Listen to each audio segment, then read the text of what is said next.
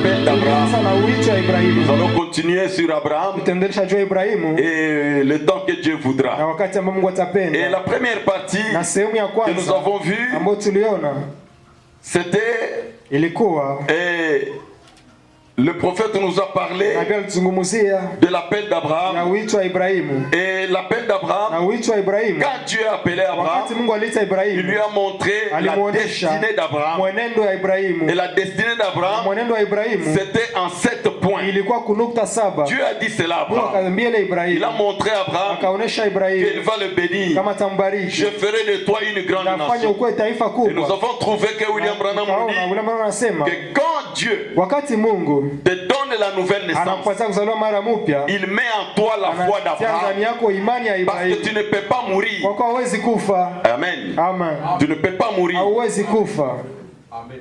Tu peux me dire, est-ce que je veux vivre éternellement? Oui, mon frère. La vie sur la terre ici va se terminer. Ce qui ne peut pas se terminer, Dieu met cela en toi. Amen. La semence d'Abraham, Dieu a dit cela à Abraham. Quand il a appelé Abraham, il lui a donné sa destinée directement. Quelle grâce, mon frère. Quelle grâce, ma soeur. Quand Dieu t'appelle, il te montre déjà ton avenir. Ton demain sera comment? Voilà la grâce. Et toi aussi, en tant que semence foi d'Abraham, quand Dieu est en train de traiter avec toi, il te montre ce que demain sera pour toi. Tu peux dire, ah pasteur, mais tu commences à nous dire des choses que nous ne comprenons pas. Dieu va te montrer ce que demain sera pour toi. Même si vous ne le comprenez pas, si ça sonne bien dans ton cœur, dites amen. C'est cela la foi d'Abraham. Dieu a dit à Abraham, je te bénirai. Et Dieu te dit ce matin, je te bénirai. Dieu a dit à Abraham, je rendrai ton nom grand. Merci Seigneur. Ça c'est le troisième point. Je rendrai ton nom grand. Et les bénédictions d'Abraham qui sont sur toi, il te dit ce matin, je rendrai ton nom grand. Je rendrai ton nom. Tu vas dire, moi je suis un éleveur. Mon nom sera grand comment? Dieu l'a dit. Moi je suis un cultivateur. Dieu va rendre mon nom grand comment? Mon frère bien-aimé, si tu ne crois pas ces choses, dis-moi comment ton corps va connaître la translation. Ça sera comment? Dieu va rendre ton nom grand. Accepte cela comme ça, mon frère. Ma soeur, c'est la foi maintenant. Sachez que cet enseignement, c'est l'Abraham. C'est l'enseignement de la foi. Uniquement la foi. Tu dois quitter la dimension de la chair pour entrer dans la dimension spirituelle, pour saisir ces choses ici. Si tu restes dans la dimension de la chair, tu ne comprendras rien. Tu seras une source de bénédiction. Dieu l'a dit. Une source. Là où les gens viennent puiser les bénédictions, toi tu le seras. Merci Seigneur. Amen. Ah. Tu seras une source de bénédiction. Je bénirai ceux qui te béniront. Toutes les personnes qui diront du bien de toi, mon frère, ma soeur, ces personnes-là seront bénies. Et ces personnes sont bénies. Je bénirai ceux qui te béniront. C'est pour cela, mon frère bien-aimé, bénis un chrétien, bénis une chrétienne, dites de bonnes choses sur quelqu'un. Directement, Dieu est en train de te bénir. Je bénirai ceux qui te béniront. Mon frère, quand Dieu te fait une source de bénédiction, toutes les personnes qui sont aux côtés de toi, les personnes qui t'entourent, ton cercle, ces gens-là sont bénis. Et tu vas te demander mais comment? Pourquoi les gens se réunissent autour de moi? Pourquoi les gens aiment venir auprès de moi? Pourquoi les gens viennent me saluer? Pourquoi les gens viennent dire toujours bonjour? bonjour. Parce que ce qui t'entoure, tu es une source. Tu bénis les gens par tes paroles, par ta manière de vivre, par ta façon d'être.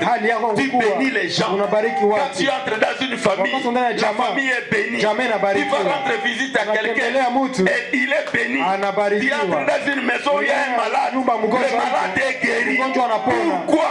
Parce que tu es une source de bénédiction.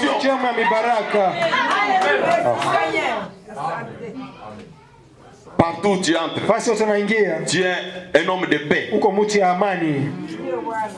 une femme de paix. Alléluia. C'est ce que Dieu avait dit à Abraham. Je maudirai ce qui te maudiront.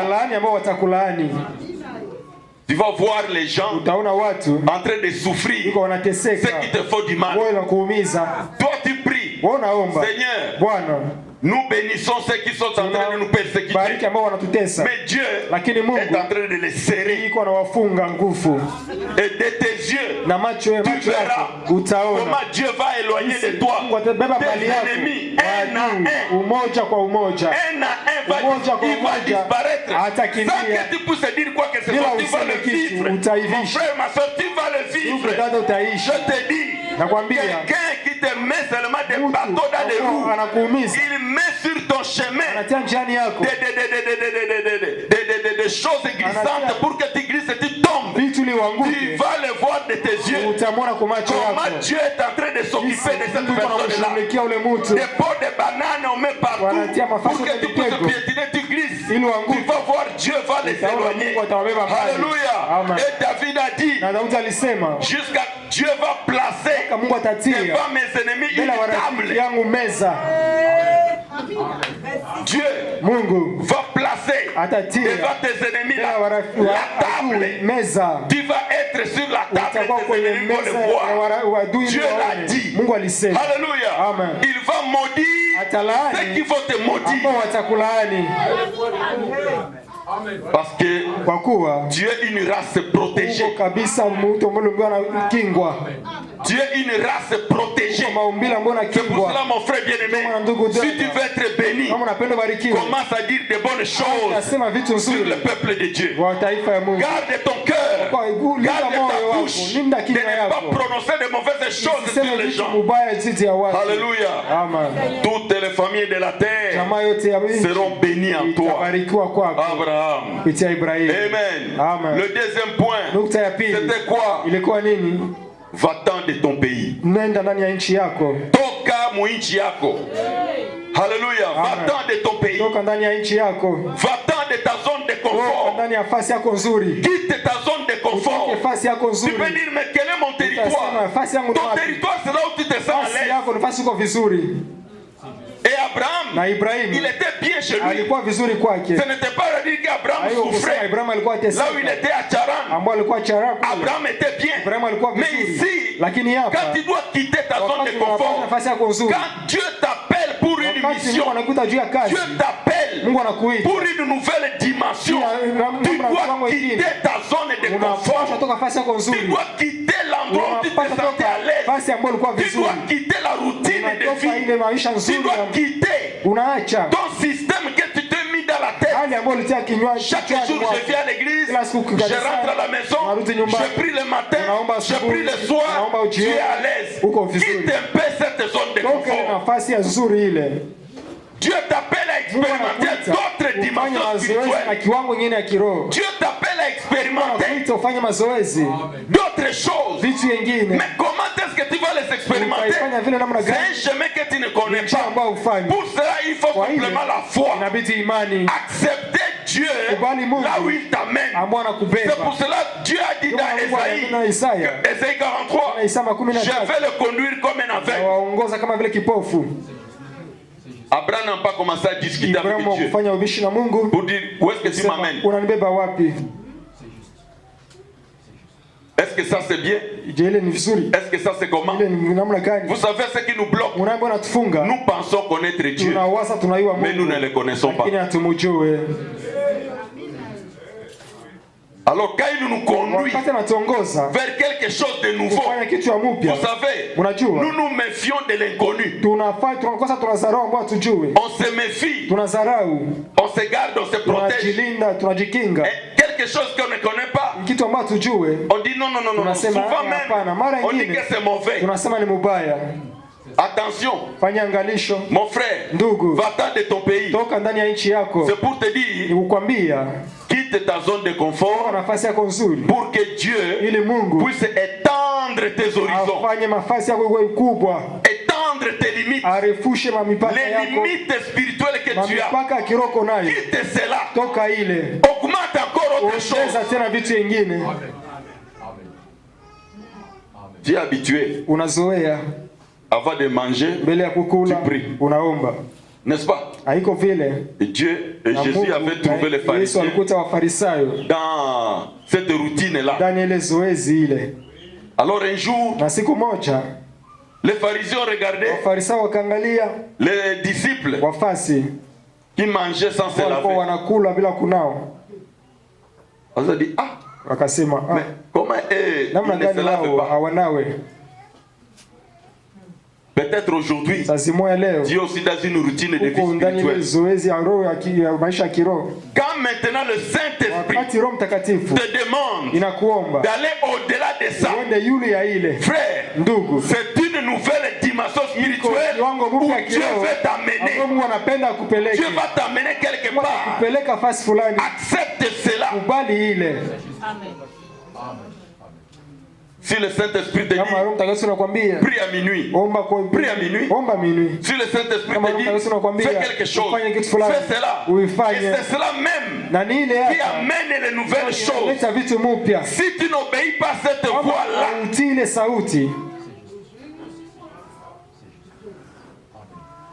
Dieu peut te dire, lève-toi maintenant, va au bureau. Quand le Saint-Esprit me dit de me lever d'aller au bureau, je me lève, je vais au bureau. Et là je saurai pourquoi Dieu m'a dit de venir au bureau. Peut-être c'est pour lire une citation, c'est pour avoir quelque chose. Nous devons nous habituer à la conduite spirituelle, nous habituer à la conduite du Saint-Esprit. Quand Dieu te dit de faire quelque chose, là c'est pourquoi, c'est pour élargir tes horizons. Mon frère bien-aimé, regarde-toi, regarde ta façon. Le problème ici que nous avons, ce n'est pas la parole, mais c'est ton attitude face à la parole. Quelle est ton attitude face à la parole? Alléluia. Amen. Si tu n'as pas une bonne attitude devant la parole, si tu ne prends pas la parole comme tienne, mon frère bien-aimé, tu ne vas pas être bénéficiaire de ce qui est dans la parole. Amen. Ainsi, nous devons quitter le péché. Nous ne pouvons pas venir à Dieu sans se séparer du péché, sans se séparer du mal. Non, mon frère bien-aimé, ça n'existe pas. Dieu demande toujours une séparation. Il a dit à Abraham, tu dois quitter ton pays, tu dois quitter ceci, tu dois quitter cela. Abandonne le mal, abandonne le péché. Nous ne pouvons pas avancer avec Dieu avec le péché. Alléluia. Amen. Et la voix avait dit, va-t'en de ton pays, pas allez-vous-en. Va-t'en, toi. Quand Dieu te parle à toi seul, mon frère bien-aimé, sache obéir à Dieu. Même si tu es marié, quand Dieu te parle, il t'a parlé. Merci Seigneur. Est-ce que vous me comprenez? Parce que beaucoup de gens ont tendance à dire, quand Dieu me parle, je dois aller d'abord consulter. Abraham n'a consulté personne. Et Abraham a gardé cette attitude-là. Il a dit seulement à Sarah, partons. Le brebis, nous allons où? Partons. C'était comme ça. Et apprenons, mes chers frères bien-aimés, à obéir à la voix de Dieu. Souvent, tu vas consulter quelqu'un qui n'est pas dans la même dimension spirituelle que toi. La personne là aura des difficultés à te comprendre. Merci Seigneur. Elle ne va pas te comprendre. Hata kuelewa. Ah. Alors tu vas consulter qui? Sasa utachunguza nani? C'est un problème. Ni shida. Et tu vas voir na utaona que c'est toi qui es au centre de tout ça. Quand Dieu te parle, il te parle à toi seul. Maintenant toi tu vas consulter quelqu'un d'autre. Et maintenant tu as des problèmes. Sasa uko na mashida. Alléluia. Amen. Fais attention mon cher. Quand Dieu te parle, ne te bloque pas. Ne pars pas sur le chemin de quelqu'un d'autre. Merci Seigneur. Vous savez, il y a des petites choses qui se passent. William Branham, pourquoi il interdisait à quelqu'un de prendre la carte de prière pour quelqu'un d'autre? La carte de prière, une carte de prière simple. Tu ne pouvais pas prendre pour l'autre. Tu prends pour toi seul. Écoutez.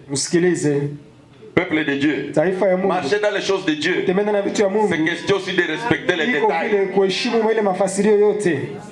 Amen. Amen. Écoutez un peu. Dans l'appel d'Abraham, le prophète nous dit ceci. Il dit ceci, paragraphe 47, page 24. Il dit, maintenant ces cartes de prière, lorsque vous les recevez, lorsque on distribue de nouveaux chaque jour, et pour les recevoir, vous devez venir ici pour les avoir. Vous ne pouvez pas en recevoir une et la donner à quelqu'un d'autre qui n'a jamais entendu le message ou qui ne sait comment. Ne le faites pas, parce que cela va vous bloquer. Est-ce que nous sommes ensemble? Cela va vous bloquer. Venez vous-même chercher votre propre carte de prière. Fini le temps de vivre la chrétienté pour quelqu'un d'autre. Tu dois vivre le christianisme pour toi-même. Vis la foi. La foi. Toi-même d'abord. N'ayez pas de petits problèmes de blocage pour rien. Le prophète dit, ne le faites pas, parce que cela va vous bloquer. Bien-aimé, quand tu attends la voix de Dieu, quand le Saint-Esprit vous secoue, quand le Saint-Esprit vous secouer, allez dans cette voie-là. Allez expérimenter autre chose. Le ciel est plein de beaucoup de choses originales. Amen. Ainsi ce matin, nous allons parler de la troisième partie que j'ai intitulée Dieu l'a dit. Dieu l'a dit. La foi d'Abraham se tient sur ce que Dieu a dit. Quand Dieu a dit quelque chose, reste ferme sur cela. Quand Dieu t'a promis quelque chose, reste ferme à cela. Vous savez, chers frères, nous disons qu'Abraham, nous parlons ici d'Abraham. Comment Abraham a respecté la voix de Dieu. Oh peuple de Dieu, ce n'était pas facile. C'était la grâce de Dieu. Acte 1. Acte 1. Pour Abraham, Dieu lui dit de partir. Il obéit. Vous pensez que c'est facile? Dieu te dit, quitte Bunia. Va quelque part. Tu penses que c'est facile? Ce n'est pas facile. Il y a des amis, il y a la famille, il y a tout ça. Mais Dieu dit quitte Bunia. Ce n'est pas facile. Oh peuple de Dieu. Acte 2. Dieu donne à Abraham la promesse d'un fils. Quand Dieu dit à Abraham de partir, mais Dieu ne lui donne pas un héritier. Dieu ne lui a pas donné un héritier. Et quand Dieu lui donne la promesse, il ne l'accomplit pas directement. Peuple de Dieu, vous pensez que Dieu va vous donner tout? Dieu ne vous donnera pas tout. Comme vous voulez. Mais Dieu vous donnera tout ce que lui veut que vous puissiez avoir. Alléluia. Amen. Nous y allons lentement. Dieu va vous donner tout ce que lui veut que vous puissiez avoir. C'est pour cela que votre pensée doit s'aligner à la pensée de Dieu. Votre pensée, votre désir doit être la parole de Dieu. Est-ce que nous sommes ensemble? Maintenant, la promesse du Fils a duré longtemps. Qu'est-ce que le prophète nous enseigne? Le fait que la promesse dure. Il dit quand la promesse est dure, c'est pour que la promesse soit glorieuse. Amen. Écoutez, page 13. L'appel d'Abraham, page 13. Paragraphe 26. Et au lieu de faillir, au lieu de faiblir comme vous et moi, si Dieu ne répond pas juste dans la minute qui suit, eh bien j'ai manqué d'obtenir cela. Mais Abraham s'est fortifié tous les temps, sachant que plus cela durait, la naissance du bébé, plus le miracle allait être glorieux. Amen. Nous voulons que ce que je dis, ce que je demande, que je puisse le voir directement. Mais le prophète dit, quand Dieu te donne le promesse, quand Dieu te donne la promesse et que ça dure, c'est pour que cela soit glorieux. Mais pour toi et moi, quand ça dure, on commence à se plaindre, on commence à se lamenter, on commence à dire peut-être nous n'avons pas la foi, peut-être même on n'a pas bien demandé, peut-être même on est tenté de croire qu'il fallait demander autre chose. Mais il faut rester là.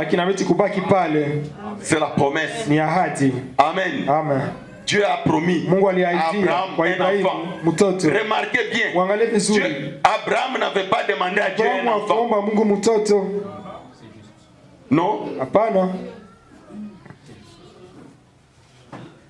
Abraham n'a jamais dit à Dieu, donnez-moi un enfant. Dans la conversation, lui avec Dieu, Abraham a dit seulement à Dieu, voici je n'ai même pas d'héritier. C'est Eliezer de Damas qui est mon héritier. Dieu est venu et a dit à Abraham, je vais te donner un enfant. C'est pour te dire, mon frère bien-aimé, ma soeur, écoutez-moi bien mes frères. Dieu connaît tes besoins. Dieu sait ce que tu désires le plus. Alléluia. Sans même que tu puisses l'exprimer, Dieu sait. Et quand Dieu sait cela, Dieu vient à toi et pour dire je vais te donner cela. Sois patient. La chose va s'accomplir. Car Dieu l'a dit. Comme Dieu l'a dit. Ne comptez pas les années. Ne comptez pas au ceci. Je suis maintenant âgé comme ça. Le bonheur, frère. Même dans la vieillesse reste le bonheur. Alléluia. Même quand tu es vieux, la joie reste la joie. Ce que Dieu a promis pour toi, ça va venir à son temps. Croire, continue à croire, continue à croire, continue à croire. Dieu a des éléments qu'il lui faut. Alléluia. Amen.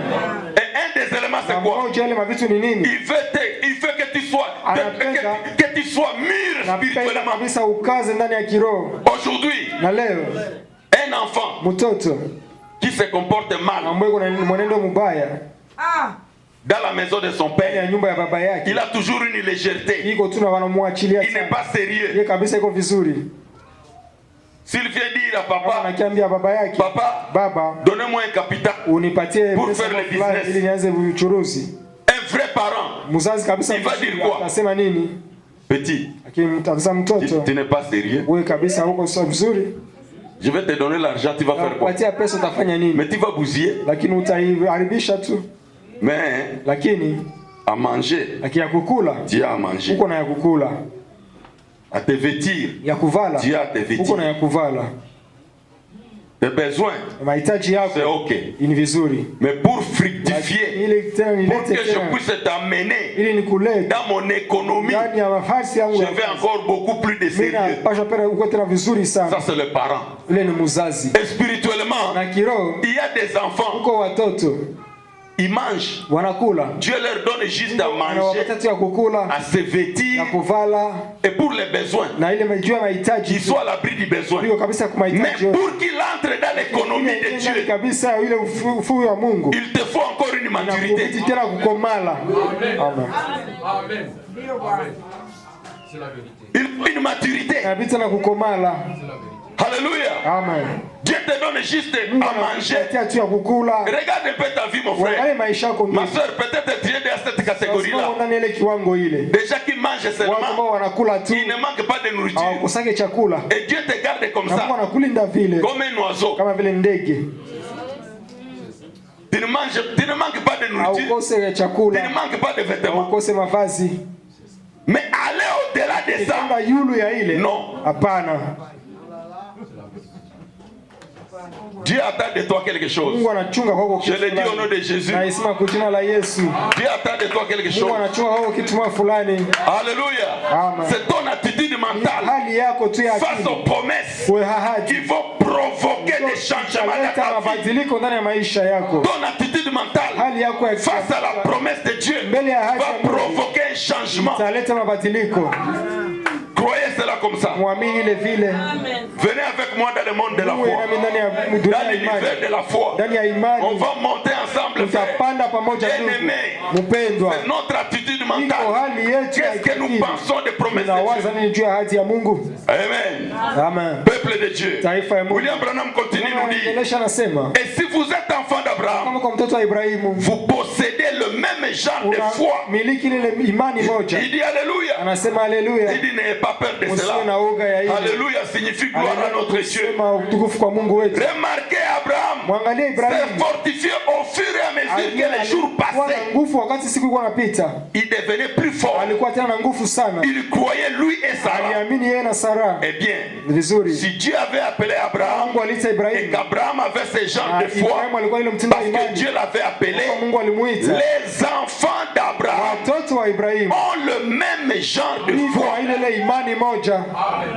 Maintenant, la seule raison pour laquelle Abraham avait cette foi, c'est parce que Dieu avait vu en lui la qualité.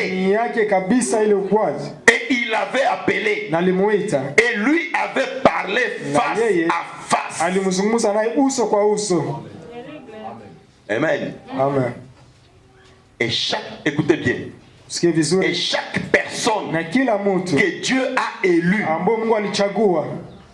entre et reçoit la foi d'Abraham après qu'elle a parlé face à face avec Dieu.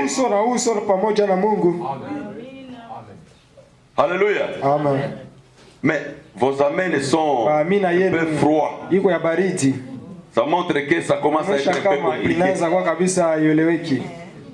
Ça commence à être compliqué. Oui, c'est le message. On ne peut pas couper. Nous devons nous élever au niveau du message. C'est cela. Écoutez, maintenant, la seule raison pour laquelle Abraham avait cette foi, c'est parce que Dieu avait vu en lui la qualité. Et il l'avait appelé et lui avait parlé face à face. Abraham et Dieu. Lisons cela.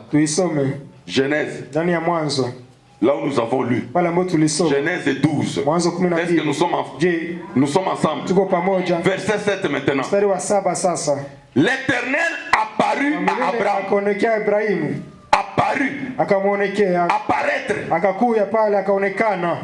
Mungu akaonekana kwa Abraham. Il n'était pas encore Abraham, il était Abraham. Quand Dieu appelait Abraham, Dieu est apparu à Abraham. Apparaître apparaître. Akaonekana akajionesha kwa Abraham. Il lui avait parlé, mais après Dieu lui a, il est apparu. Frère bien-aimé, sœur, Dieu aujourd'hui il a reçu la chair en Jésus-Christ. Mais quand Dieu va t'appeler, ayez la foi. Un jour, Dieu va te parler face à face. Est-ce que vous le croyez?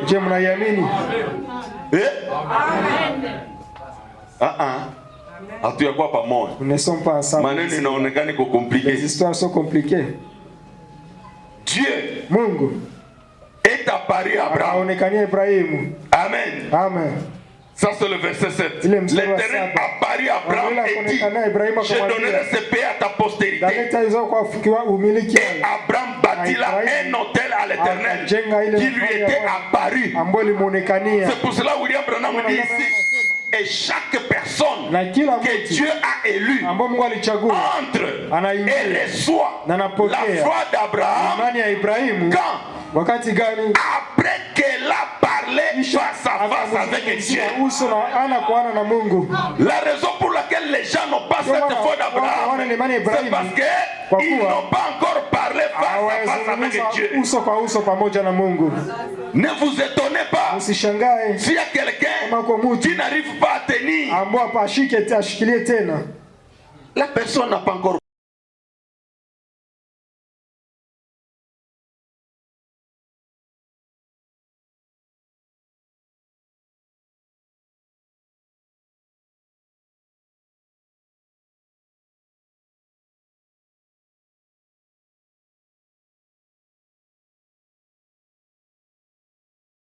Difficile, peu importe les circonstances, tu vas rester là-bas. Tu ne vas pas bouger parce que Dieu t'a parlé. Tu as rencontré Dieu. Tu n'as pas rencontré un ministre, tu n'as pas rencontré un pasteur, tu n'as pas rencontré un prophète, mais tu as rencontré Dieu. Alléluia. Face à face avec Dieu. Amen. Amen. Maintenant, qu'est-ce que la postérité d'Abraham? Découvrons cela une minute. Eh bien, la postérité d'Abraham, c'était Isaac et d'Isaac avec Christ. La Bible dit, nous qui sommes morts en Christ, nous devenons la postérité d'Abraham. Nous sommes héritiers selon la promesse. Alléluia. Nous qui sommes morts en Christ, c'est là que nous devenons sans la mort, tu ne peux pas être la postérité. Et les bénédictions d'Abraham ne sont pas telles. Même si tu peux les chanter, ce n'est pas pour toi. Tu n'es pas mort.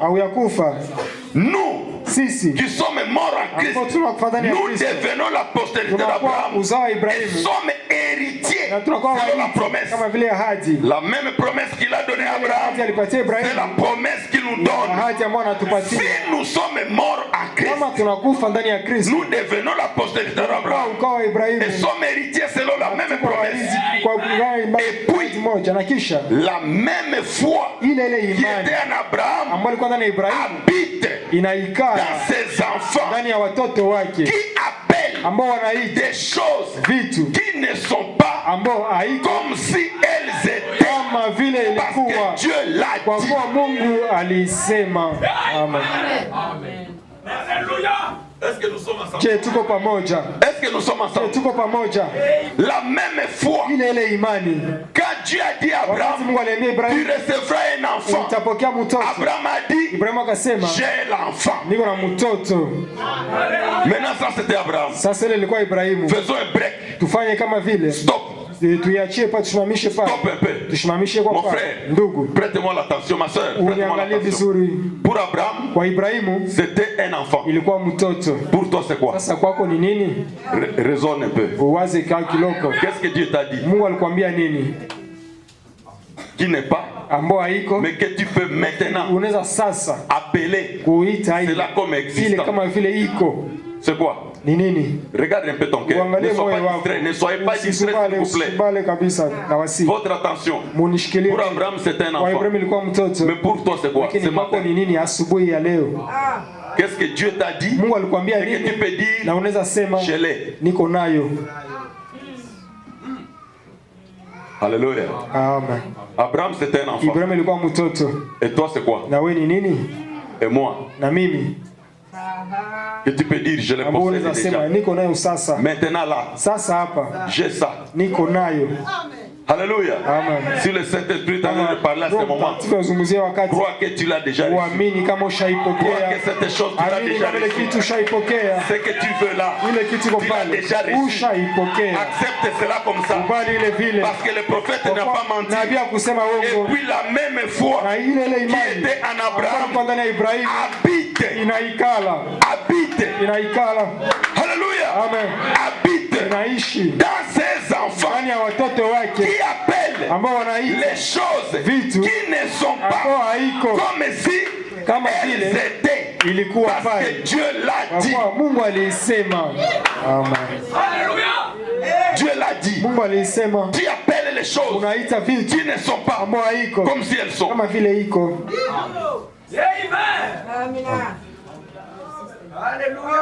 Un petit qui te dit, je suis patron. Il dit, toi tu es patron. Il dit, oui, je suis patron. Dieu l'a dit.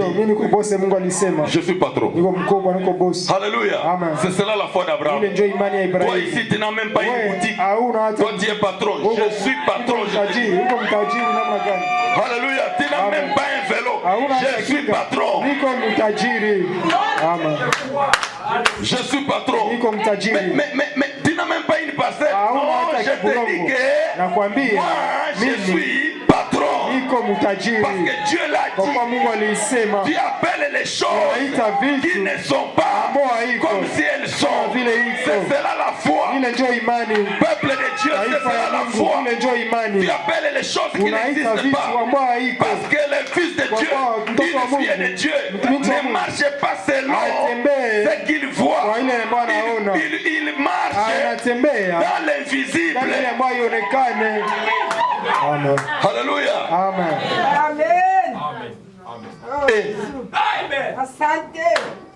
Frère, si je peux seulement vous voir acquérir ce genre de foi ce soir ou ce matin, il n'y aura pas une seule personne faible parmi nous dans les 5 prochaines minutes. 5 minutes fini, toutes les maladies terminées. 5 minutes, la pauvreté partie. 5 minutes, les troubles mentaux partis. 5 minutes, tout est résolu en 5 minutes.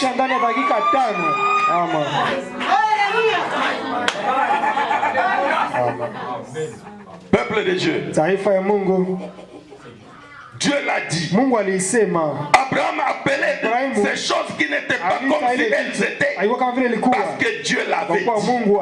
Comment le sais-tu Abraham? Dieu l'a dit. Alléluia. Dieu l'a dit. Quand Dieu prononce quelque chose, il peut le prononcer par un serviteur de Dieu. Il peut le prononcer par un frère. Il peut le prononcer par une soeur. Il peut le prononcer par n'importe quelle bouche. Mais quand ça sonne dans ton cœur, frère, crois cela. Crois cela.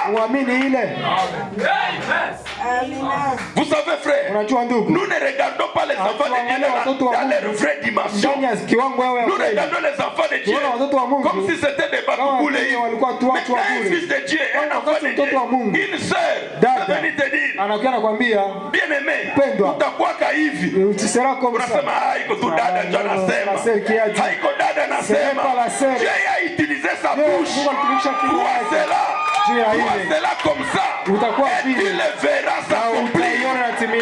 Alléluia. Amen. Oh, peuple de Dieu. Peuple de Dieu. Comment je peux encore l'exprimer? Comment je peux le dire? Amen. Quand Dieu l'a dit, reste tranquille. Ça va s'accomplir. Alléluia. Amen. Voilà ce qu'il faut faire. Lorsque Dieu le dit, voyez, un chrétien ne fait pas des estimations, ni ne regarde aux choses qu'il voit. Vous ne voyez pas avec vos yeux de toute façon. Pas du tout. Vous ne voyez certainement pas avec vos yeux. Vous regardez avec vos yeux. Mais vous voyez avec votre cœur.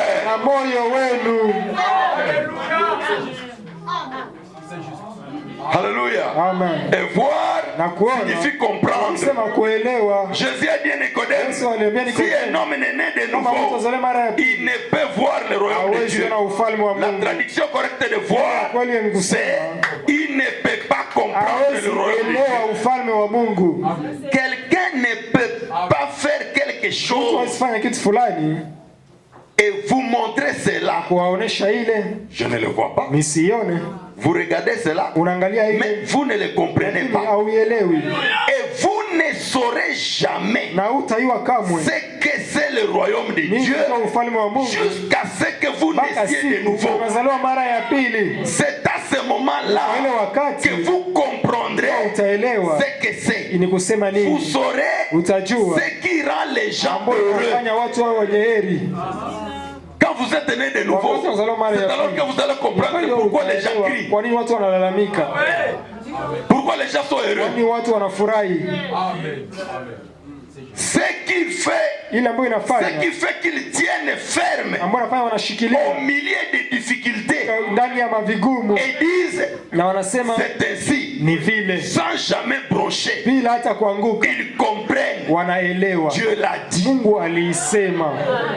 Tu peux te moquer de quelqu'un.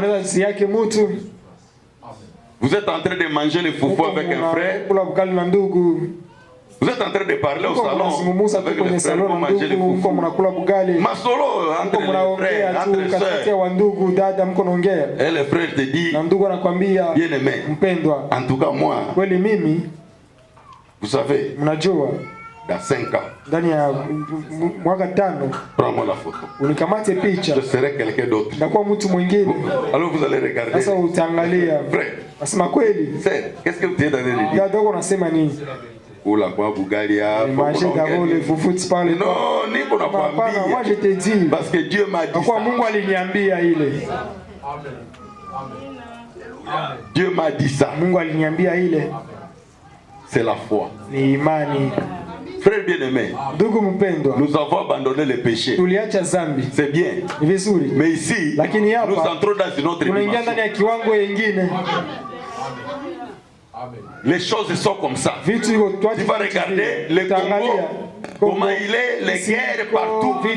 Non, Dieu ne dépend pas des circonstances ici sur la terre pour te bénir, pour t'élever, pour accomplir ce qu'il a dit pour toi. Dieu ne dépend pas des circonstances. Au contraire, toutes ces circonstances-là travaillent ensemble pour t'amener là où Dieu veut que tu sois. Amen. Les événements du monde travaillent ensemble pour t'amener là où Dieu veut que tu sois. Alléluia. Amen. Tu dois lire ces événements comme ça. Amen. Alléluia. Alléluia. Amen. Alléluia. Amen. Parce que la Bible dit tout concourt pour le bien de ceux qui aiment Dieu. Tout travaille ensemble. Les éléments de la nature, les éléments de la nature travaillent ensemble pour t'amener toi à être ce que tu dois être. Amen. Alléluia. Amen. Amen. Amen. Amen. Amen. Écoutez, nous continuons. Et Dieu est en train de nous aider. Dans quelques minutes, nous allons terminer. Maintenant, je vous ai parlé l'autre fois. Vous devez avoir la foi. Mais vous devez savoir comment utiliser cette foi. 1. Pour être guéri. 2. Pour tirer la joie de la vie.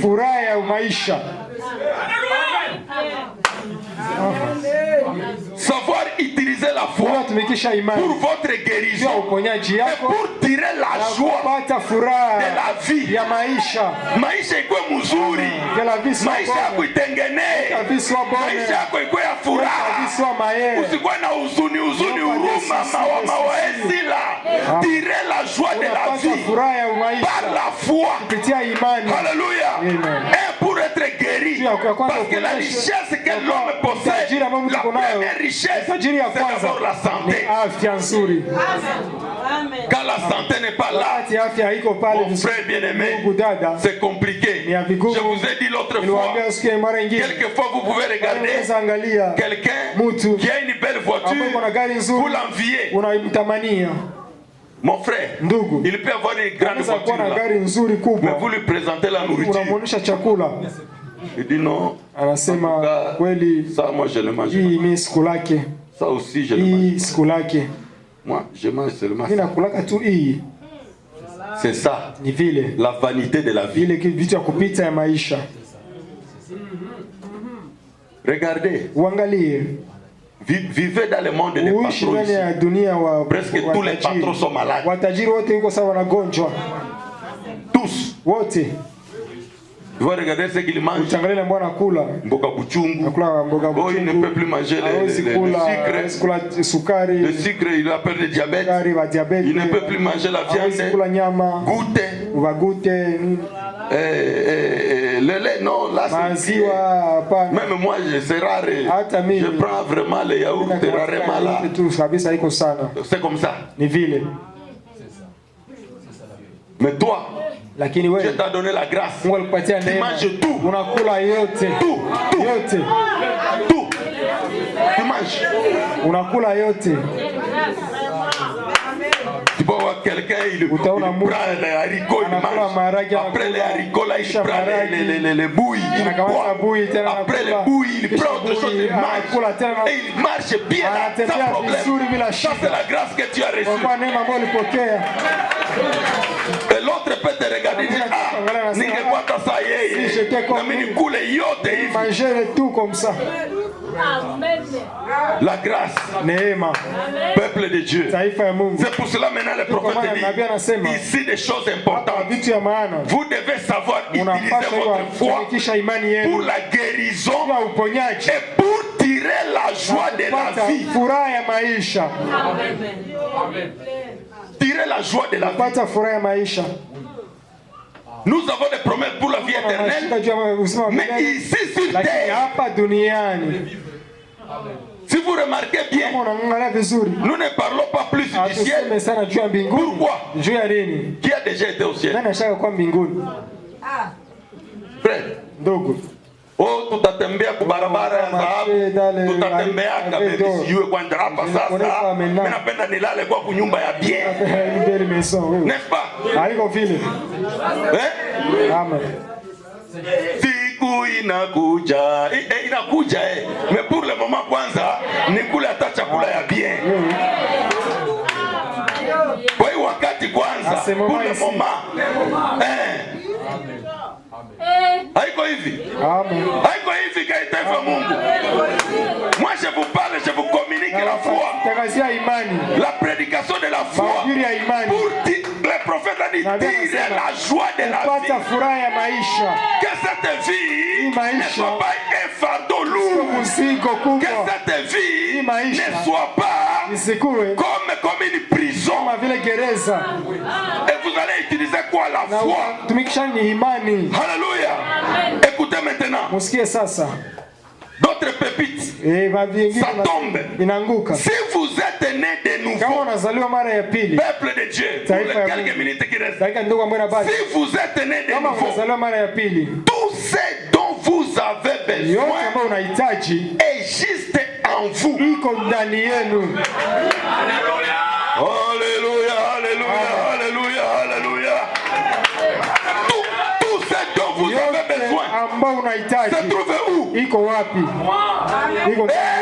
Peuple de Dieu. Tout ce que vous avez besoin est juste là en vous. Lorsque vous naissez de nouveau, parce que le Saint-Esprit Saint-Esprit vient là. Et c'est tout ce qu'il vous faut. C'est le Saint-Esprit. C'est là produit le reste. Amen. Tu as besoin de nourriture? C'est où? Tu as besoin de vêtements? C'est où? Tu as besoin de l'argent? Où? Tu as besoin de diamants? C'est trouvé où? Vous n'avez pas voyagé au Nigeria. Vous n'avez pas voyagé en Namibie pour aller chercher, je ne sais pas, tel prédicateur, telle autre personne. C'est en vous. Sachez exploiter ce que vous avez. Vous êtes un grand mystère. Vous, en tant qu'individu, vous êtes un grand mystère. Tout va venir de vous.